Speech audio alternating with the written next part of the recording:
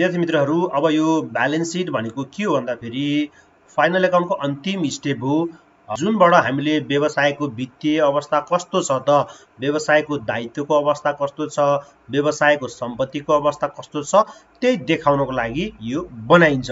अब विद्यार्थी मित्रहरू, हामीले ब्यालेन्स सिटबाट के थाहा पाउँछौँ भन्दाखेरि कम्पनीको सम्पत्ति, कम्पनीको एसेट चाहिँ जहिले पनि कम्पनीको लायबिलिटिज र कम्पनीको क्यापिटलको जोडफलसँग के हुन्छ, इक्वल हुन्छ भन्ने कुरो पनि हामीले जानकारी प्राप्त गर्छौँ यो ब्यालेन्स सिटबाट। अब विद्यार्थी मित्रहरू हेर्नुहोस् त, यो लेफ्ट ह्यान्ड साइडमा हामी क्यापिटल लायबिलिटिज अमाउन्ट लेख्छौँ र यो राइट ह्यान्ड साइडमा हामी यो एसेट अमाउन्ट कोलम बनाउँछौँ। अब कक्षा 11 को ब्यालेन्स सिट चाहिँ सोल ट्रेडिङ अर्गनाइजेसनले बनाउने ब्यालेन्स सिट हो, जहाँ हामी चाहिँ यो एसेट लायबिलिटिजलाई क्लासिफाई नगरिकन सिधै लेख्दथ्यौँ। तर यो कक्षा 12 को चाहिँ कम्पनीले बनाउने फाइनल एकाउन्ट हो, कम्पनीले बनाउने ब्यालेन्स सिट हो। त्यसैले हामीले क्यापिटल लायबिलिटिज भित्र पर्ने आइटमहरूलाई क्लासिफाई गरेर लेख्दछौँ, त्यस्तै एसेट भित्र पर्ने आइटमहरूलाई पनि क्लासिफाई गरेर लेख्दछौँ। अब हेर्नुहोस् त विद्यार्थी मित्रहरू, म सुरुमा यो लायबिलिटी साइडबाट सुरु गर्छु।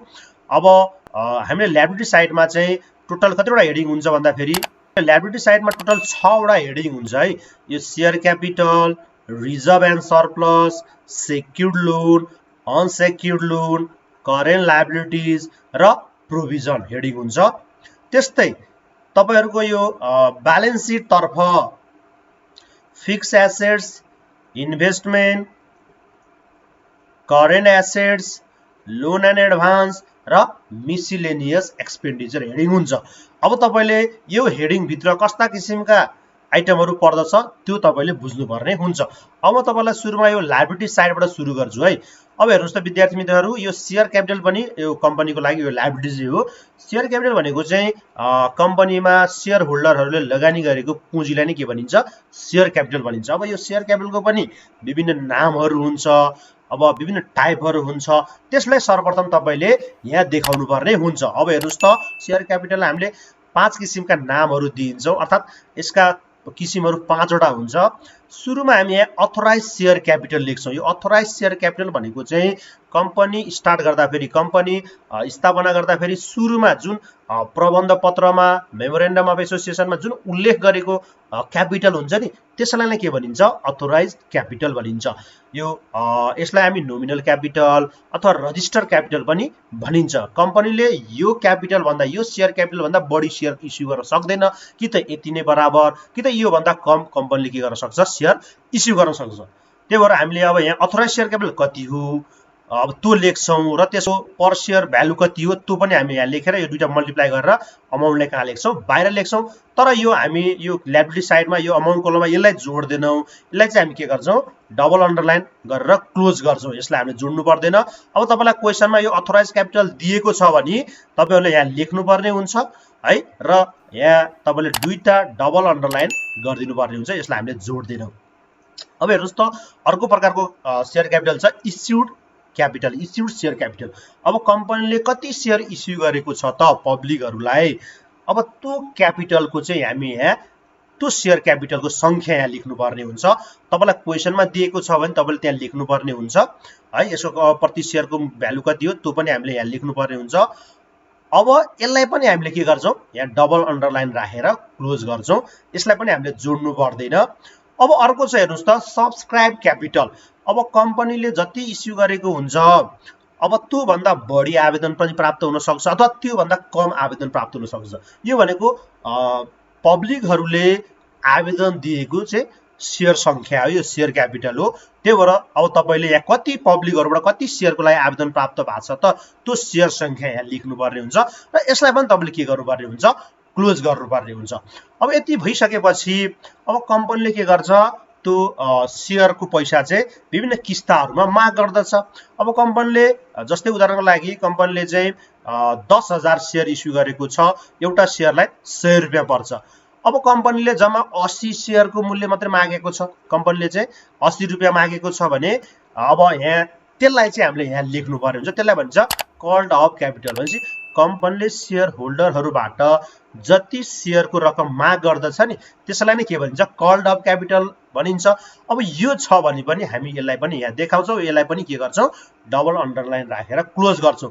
र हामीले यहाँ देखाउने चाहिँ यो पेड अफ क्यापिटल हो। पेड अफ क्यापिटल भनेको चाहिँ सेयर होल्डरहरूबाट हामीले प्राप्त गरेको के हो पुँजी हो। यदि त्यहाँ कल्स इन एरियर छ, तपाईँलाई त्यहाँ क्वेसनमा ट्रायल ब्यालेन्समा डेबिट साइडमा कल्स इन एरियर दिएको छ भने यो कल्स इन एरियर भनेको चाहिँ यो नउठेको सेयरको रकम हो है। अब यसलाई तपाईँले के गर्नुपर्ने हुन्छ घटाउनु पर्ने हुन्छ यो कल्ड अफ क्यापिटलमा। तपाईँलाई चाहिँ यो ट्रायल ब्यालेन्सको क्रेडिटमा सेयर क्यापिटल अथवा कल्ड अफ क्यापिटल भनेर दिए हुन सक्छ। त्योबाट तपाईँले के गर्नुपर्ने हुन्छ डेबिटमा दिएको कल्स इन एरियर घटाएर त्यही अमाउन्टलाई मात्रै यहाँ अमाउन्ट कोलममा राख्नुपर्ने हुन्छ। त्यो नै के हो पेड अफ क्यापिटल हो। भनेपछि तपाईँले अब के बुझ्नु पर्यो भन्दाखेरि यो सेयर क्यापिटल हेडिङभित्र यो तपाईँले authorise share capital, issued capital, subscribe capital, called of क्यापिटललाई चाहिँ क्लोज गरेर देखाउनु पर्ने हुन्छ। यसलाई तपाईँले क्लोज गरेर देखाउनु पर्ने हुन्छ, यसलाई जोड्ने होइन। अब यहाँ देखाउने भनेको चाहिँ हामीले यो पेड अफ क्यापिटल हो। यो पेड अफ क्यापिटल कसरी आउँछ भन्दाखेरि यो कल्ड अफ क्यापिटल, यो माथिको कल्ड अफ क्यापिटलबाट कल्स इन एरियर घटाइसकेपछिको अमाउन्टलाई चाहिँ तपाईँले यहाँ देखाउने हो, त्यही अमाउन्टलाई जोड्नु पर्ने हुन्छ। अब तपाईँलाई क्वेसनमा यो नदिएको हुनसक्छ, यो माथिको authorize issued subscribe called of नदिएको हुनसक्छ। ट्रायल ब्यालेन्सको क्रेडिट साइडमा तपाईँलाई सेयर क्यापिटल मात्रै भनेको हुनसक्छ। यदि डेबिटमा कल्स इन एरियर दिएको छैन भने त्यही नै पेड अफ क्यापिटल हो। त्यसैलाई तपाईँले के लेख्नुपर्ने हुन्छ यहाँ देखाउनु पर्ने हुन्छ। यदि डेबिटमा कल्स इन एरियर दिएको छ भने तपाईँले के गर्नुपर्ने हुन्छ त्यो क्रेडिटमा दिएको सेयर क्यापिटलसँग घटाएर र ब्यालेन्स एमाउन्ट चाहिँ यहाँ तपाईँले यो आउटर कोलममा यो अमाउन्ट कोलममा लेख्नुपर्ने हुन्छ। अब हेर्नुहोस् त यो सेयर क्यापिटलभित्र यति लेखिसकेपछि अब अर्को छ सेयर फर्फिचर। यो भनेको चाहिँ अब जफत गरेको सेयरको भ्यालु हो। अब कम्पनीमा के हुन्छ भन्दाखेरि कुनै सेयर होल्डरले कुनै किस्ता तिर्न असमर्थ भयो, तिरेन भने कम्पनीले त्यो सेयरको रकम त के गरिदिन्छ जफत गरिदिन्छ। अब त्यही जफत रकमलाई हामीले यो सेयर क्यापिटल हेडिङभित्र देखाउनु पर्ने हुन्छ। यो पनि तपाईँलाई कहाँ दिएको हुन्छ सेयर फर्फिचर ट्रायल ब्यालेन्सको क्रेडिटमा दिएको हुन्छ, त्यसलाई तपाईँले यहाँ ल्याएर राख्ने हो। अर्को छ कल्स इन एडभान्स। अब यो कल्स इन एडभान्स भनेको चाहिँ के हो भन्दाखेरि कम्पनीले सेयर होल्डरहरूबाट नमागेको रकम यदि एडभान्समै प्राप्त हुन्छ, कुनै किस्ताको रकम मागेको छैन यद्यपि अग्रिम रूपमा प्राप्त गर्छ भने त्यसलाई भन्छ माग पूर्व पेस्की है, कल्स इन एडभान्स। अब यो रकम पनि कम्पनीको लागि के हो यो दायित्वकै रूपमा चाहिँ लिन्छ, यो पछि एडजस्ट गर्नुपर्ने हुन्छ। अब त्यही भएर हामीले यो कल्स इन एडभान्सलाई पनि कहाँ देखाउनु पर्ने हुन्छ यही सेयर क्यापिटल हेडिङभित्र देखाउनु पर्ने हुन्छ।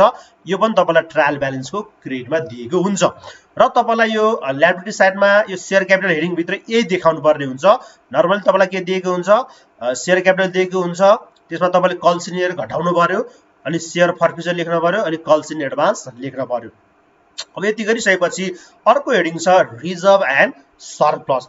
विद्यार्थी मित्रहरू कम्पनीले अब आउँदा दिनहरूमा भविष्यको लागि केही रिजर्भ राख्न सक्दछ अथवा केही नबाँडेको रकम बचत भएको रकमहरू पनि तपाईँले यही हेडिङभित्र राख्नुपर्ने हुन्छ। अब सुरुमा त हामी यो profit and loss appropriation account credit भनेर लेख्छौँ। यो कहाँबाट आउँछ भन्दाखेरि तपाईँले यो प्रॉफिट एन्ड लस एप्रोप्रिएसन अकाउन्टको यो जुन डेबिटमा ब्यालेन्स थप्छौँ नि ब्यालेन्स सिडी भनेर हो, यही अमाउन्टलाई चाहिँ हामीले कहाँ लेख्नुपर्ने हुन्छ यो रिजर्भ एन्ड सरप्लस हेडिङमा लेख्नुपर्ने हुन्छ। यो त बचत रकम हो, यो नबाँडेको रकम हो, यो रिटेन अर्निङ रकम हो।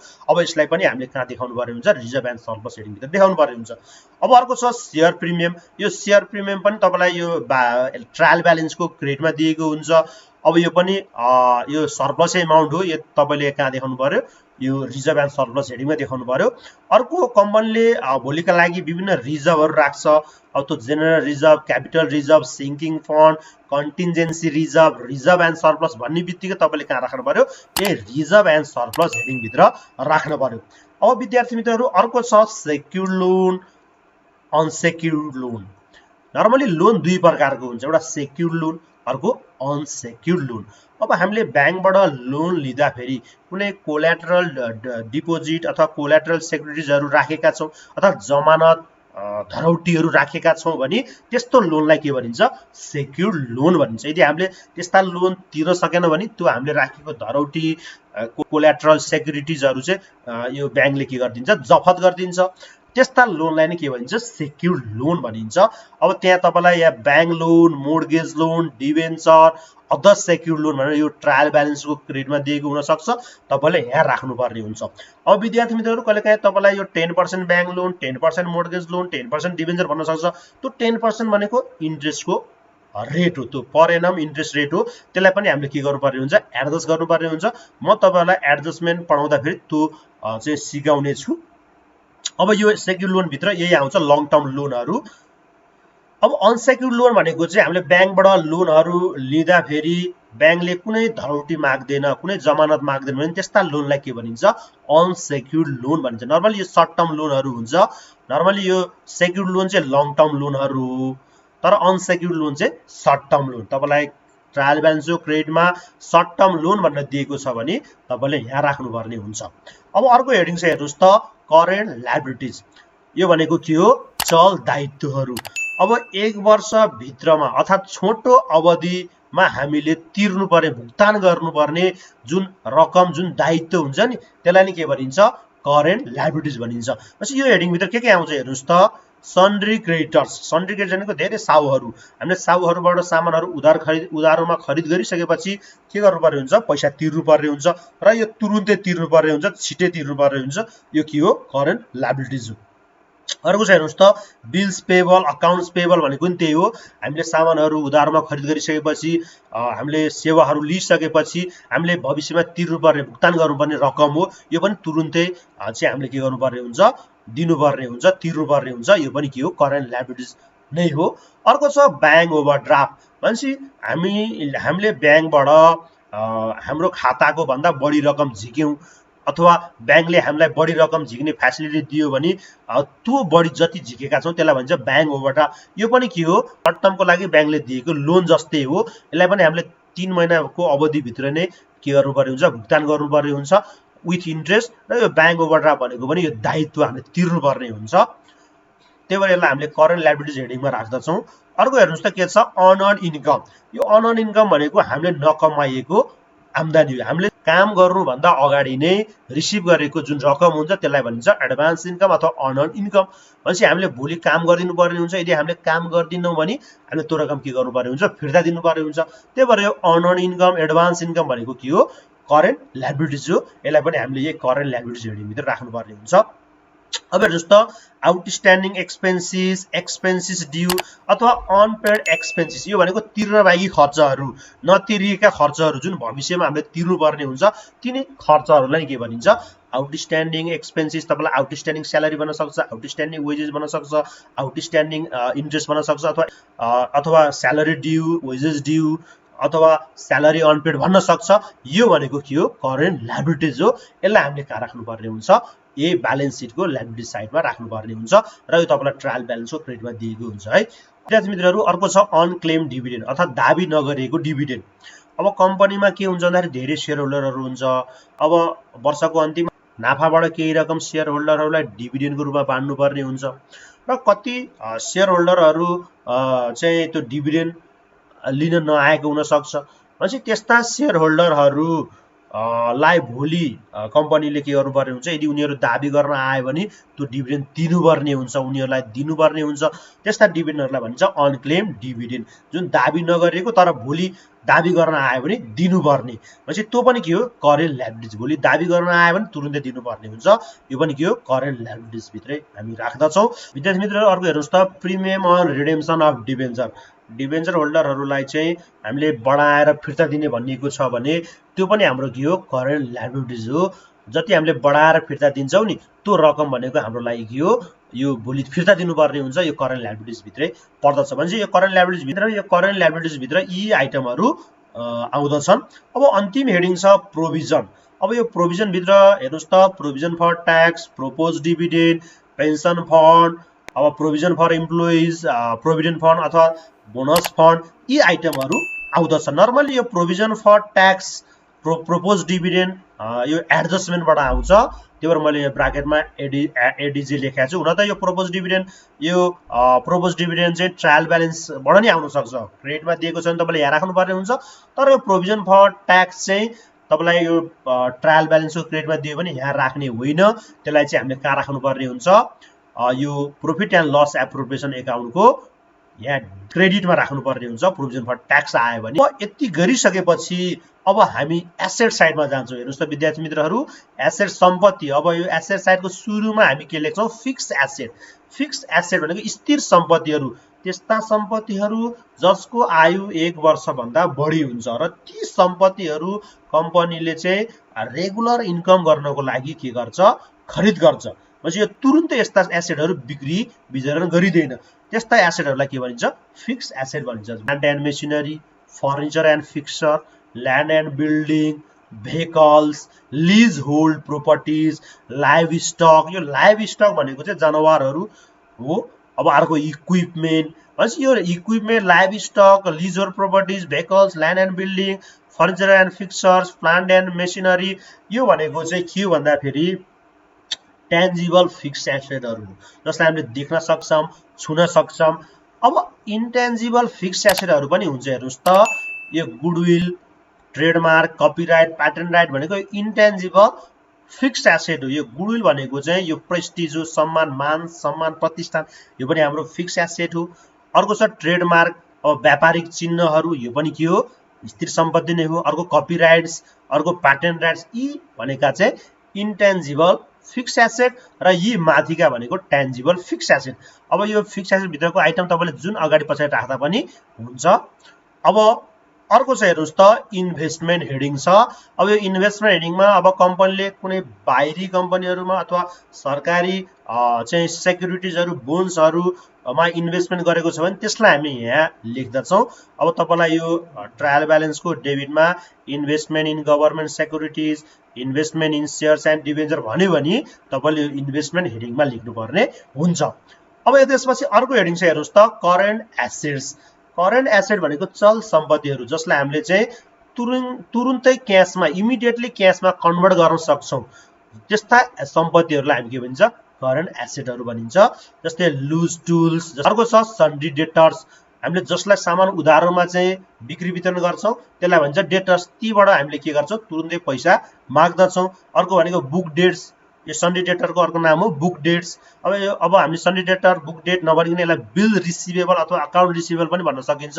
यो पनि हामीले प्राप्त गर्न, यो प्राप्त हुने, यो भविष्यमा प्राप्त हुने यो रकम हो। बिल रिसिभेबल भनेको पनि यो तुरुन्तै प्राप्त हुने रकम हो। अर्को छ क्लोजिङ स्टक अथवा इन्भेन्ट्री, यो पनि हाम्रो के हो, करेन्ट एसेट हो। यसलाई पनि हामी तुरुन्तै बिक्री गर्न चाहन्छौँ। अर्को छ cash balance, cash in hand, यो त लिक्विड एसेट भइहाल्यो, यो पनि करेन्ट एसेटै हो। अर्को छ ब्याङ्क ब्यालेन्स, ब्याङ्कमा भएको पैसा, त्यो पनि के हो, करेन्ट एसेटै हो, चल सम्पत्ति नै हो। यो अर्को छ एक्टिभ इन्कम। एक्टिभ इन्कम भनेको चाहिँ हामीले काम गरिसक्यौँ तर रकम प्राप्त गरेका छैनौँ, त्यो हो, हामीले कमाइसक्यौँ तर पैसा प्राप्त गरेको छैनौँ, प्राप्त हुन बाँकी रकम हो एक्टिभ इन्कम, यो पनि के हो, करेन्ट एसेट हो। अब अर्को हेर्नुहोस् त, लोन एन्ड एडभान्स छ। विद्यार्थी मित्रहरू, अब कम्पनीले कसैलाई काम गर्नुभन्दा अगाडि एडभान्समा पैसा उपलब्ध पनि गराउन सक्दछ अथवा कसैलाई सर्ट टर्मको लागि लोन प्रोभाइड पनि गर्न सक्दछ। त्यस्ता किसिमको आइटमहरू छ भने हामीले यो लोन एन्ड एडभान्स हेडिङ भित्र राख्दछौँ। अब यो लोन एन्ड एडभान्स हेडिङ भित्र हामीले यो प्रिपेड एक्सपेन्सेस अथवा advance expenses, advance tax paid, bills of exchange, यी छ भने हामी यो लोन एन्ड एडभान्स हेडिङ भित्र राख्दछौँ। यो भनेको पनि यो current asset and loan and advance भनेर हामीले यसलाई यो करेन्ट एसेट भित्र राख्न सक्दछौँ। अब विद्यार्थी मित्रहरू, अर्को हेडिङ छ मिसिलेनियस एक्सपेन्डिचर। अब यो मिसिलेनियस एक्सपेन्डिचर यो वास्तवमा भन्ने भने यो एसेट चाहिँ होइन। यद्यपि हामीले यसलाई चाहिँ सिधै प्रोफिट एन्ड लस एकाउन्टमा देखाउन मिल्दैन, किनकि यो मिसलिनियस एक्सपेन्डिचर भित्र पर्ने आइटमहरू अर्थात् यो भित्र पर्ने खर्चहरू धेरै हुन्छ र ती धेरै खर्चहरूलाई एकैचोटि हामीले प्रोफिट एन्ड लस एकाउन्टमा देखाउन मिल्दैन। त्यही भएर यसलाई हामीले एसेट साइडमा देखाउँछौँ र प्रत्येक वर्ष केही सर्टेन पर्सेन्टेज हामीले यसबाट चाहिँ रिटर्न अफ गरेर प्रफिट एन्ड लस एकाउन्टमा देखाउँछौँ, प्रफिट एन्ड लस एकाउन्टको डेबिटमा देखाउँछौँ। अब त्यो रिटर्न अफ गर्नुभन्दा अगाडि त हामीले एसेट साइडमा देखाउनु पर्ने हुन्छ यो मिसिलिनियस एक्सपेन्डिचर हेडिङभित्र। अब यो भित्र कस्ता कस्ता किसिमका चाहिँ आइटमहरू आउँछ हेर्नुहोस् त। प्रिलिमिनरी एक्सपेन्सेस, यो भनेको व्यवसाय प्रारम्भ गर्दाखेरि अर्थात् व्यवसाय सुरु गर्दाखेरि ठुला ठुला खर्चहरू हुन्छ, धेरै खर्चहरू हुन्छ, त्यस्ता खर्चहरू हामी यहाँ लेख्दछौँ र प्रत्येक वर्ष चाहिँ केही राइट अफ गरेर हामीले प्रफिट एन्ड लस एकाउन्टको डेबिटमा राख्दछौँ। अर्को भनेको हेर्नुहोस् त discount on shares and debenture. अब कम्पनीले सेयर एन्ड डिभेन्चर इस्यु गर्दाखेरि डिस्काउन्ट दिन सक्छ, त्यस्ता डिस्काउन्टहरू एकदम धेरै हुन्छ। अब त्यसलाई पनि सिधै हामीले प्रफिट एन्ड लस एकाउन्टको डेबिटमा देखाउन मिल्दैन। यसलाई चाहिँ हामीले थोरै गरेर प्रत्येक वर्ष चाहिँ राइट अफ गरेर चाहिँ प्रफिट एन्ड लस एकाउन्टको डेबिटमा देखाउँछौँ। त्यो देखाउनुभन्दा अगाडि हामीले यो मिसलिनियस एक्सपेन्डिचरमा यहाँ राख्दछौँ। अर्को छ loss on issue of share and debenture, brokerage commission, underwriting commission. यो ब्रोकरेज कमिसन भनेको चाहिँ ब्रोकरहरूलाई चाहिँ दिने कमिसन हो, अन्डरराइटिङ कमिसन भनेको ब्रोकरहरूलाई दिने कमिसन हो सेयर बिक्री वितरण गरे बापत। अब यो तपाईँलाई कहाँ दिएको हुन्छ भन्दाखेरि ट्रायल ब्यालेन्सको डेबिटतर्फ दिएको हुन्छ, तपाईँले यहाँ राख्नुपर्ने हुन्छ। अब हेर्नुहोस् त यति गरिसकेपछि अब यदि यो प्रफिट एन्ड लस एप्रोप्रिएसन एकाउन्टको क्रेडिटमा थप्नु पर्यो भने हामी कहाँ राख्दछौँ भने यही एसेटको ब्यालेन्स सिट एसेटको यो मिसलिनियसको तलहरू सबै लेखिसकेपछि यहाँ profit and loss appropriation account DR भनेर हामी यहाँ राख्दछौँ। र यति गरिसकेपछि अब तपाईँले यो सबै टोटल जोड्नुहुन्छ र यतापट्टिको पनि यो एसएसआईको पनि टोटल सबै जोड्नुहुन्छ भने यो दुईटै के हुन्छ इक्वल आउँछ। यदि तपाईँको इक्वल आएन भने तपाईँको काहीँ मिस्टेक छ भन्ने बुझ्नु पर्यो। अब विद्यार्थी मित्रहरू अर्को भिडियोमा म तपाईँहरूलाई एडजस्टमेन्टको बारेमा सिकाउने छु है।